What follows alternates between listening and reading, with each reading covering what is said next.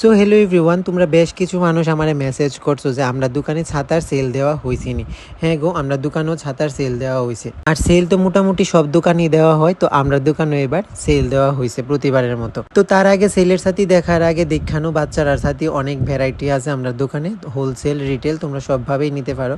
আর সব থেকে বেশি ডিমান্ড হয়েছে নেটের পাইর দেওয়া ছাতিগুলা।